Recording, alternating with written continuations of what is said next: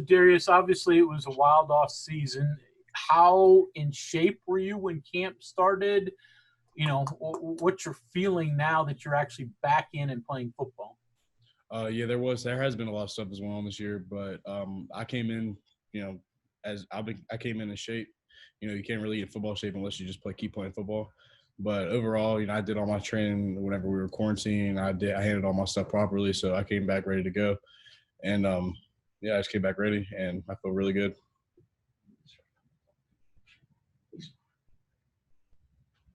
Next question from Kevin Kinder. Go ahead, Kevin. Darius, how much do you follow what's going on in the college football world? Like who's playing, who's not? Once you learned that West Virginia was going to be playing, do you still follow that, or is there enough in camp, school now that really that's your focus? I'm really focused on what we have going on in this building. I know that a lot of some of the conferences are canceling their season due to COVID, but the Big 12 is still rolling. So I'm just locked in on what we got going on here in West Virginia and in the Big 12. I haven't really been focusing on any of the school because I can't, it doesn't apply to me like necessarily. So I just feel like I just been focused on West Virginia football and what's been going on in the Big 12. So that's basically it. Next question from Cody Nesper. Go ahead, Cody. Hey, Darius, I was just wondering, how has year two with Neil Brown and the staff been different from year one? A lot more mental. Last year, new schemes, new everything. You kind of really can't get into the mental part as much as the playing. But as this year's going on, the coach really harp on the mental part of it because once you know what to do the first year, applying your mental skills to it makes you just a better football player in general. So really it's just been harping on the small things that make big plays, so much like getting off blocks, your hand placement, what gap you're supposed to be in. So they're really just harping on the mental part of the game. Next question here from Derek Red. Go ahead, Derek. Hi, Darius. You're a highly touted, highly decorated guy. How have you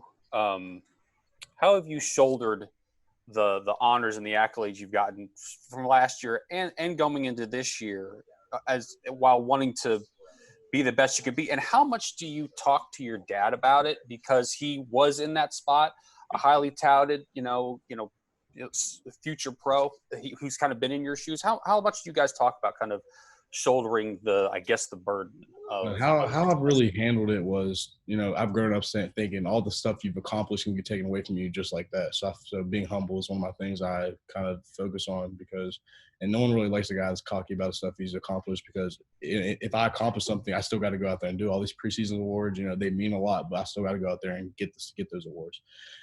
But my dad, I don't really talk to my dad that much about it. I talk to my mom a lot because she's the closest one to us, and she's been with us throughout the whole journey. I've talked to Dad about a little bit of things about the NFL and what goes into it, but it's really just my mom because she's been with us since day one.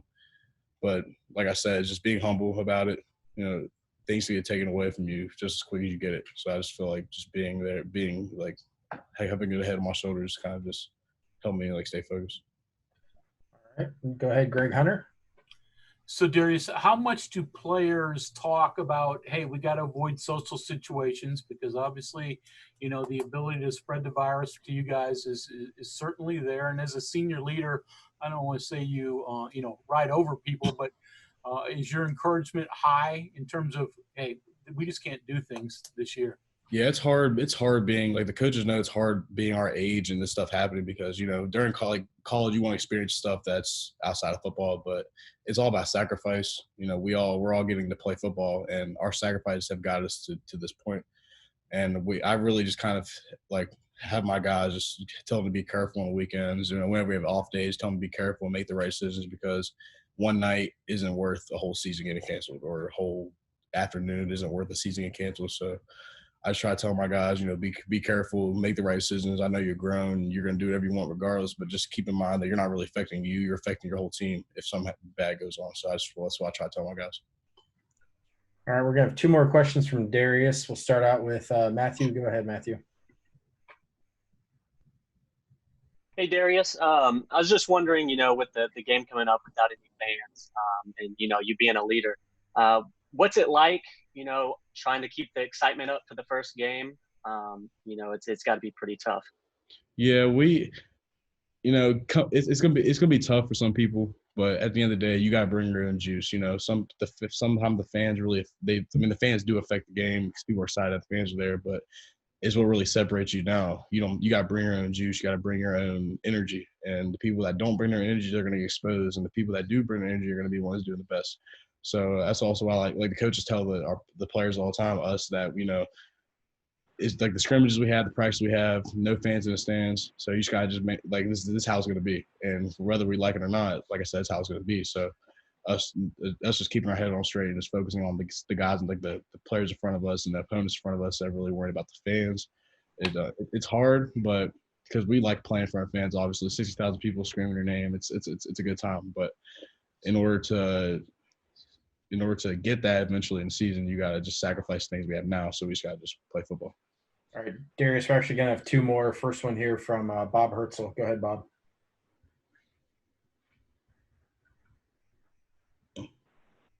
Hertz, can you hear us?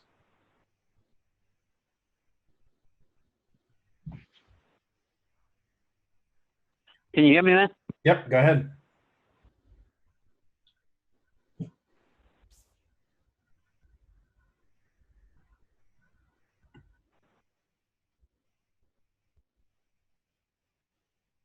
All right, we're going to go ahead and go to Mike. Hey, Darius, couple of days ago, maybe more than that, Neil talked about how your backups, maybe Quay or Jordan, could get you out of nose a little bit, maybe bounce you outside, let Dante maybe even move too, kind of keep you guys in the field a little bit more. How different is that? How much are you all working with that? And how much of an impact could that make for you all? We're working on it a lot. You know, our D linement's athletic enough to where we can play more in one position at a time. So me getting the reps at 3 tech and then Quay and Jordan getting the reps at 1 tech, it's helping all of us out a lot, because if somebody goes down somewhere, we all know we're not panicking because we all play the positions. So really, it's been effective. We've been getting in the backfield. We've been getting to the quarterback, and it's gonna be a show to see.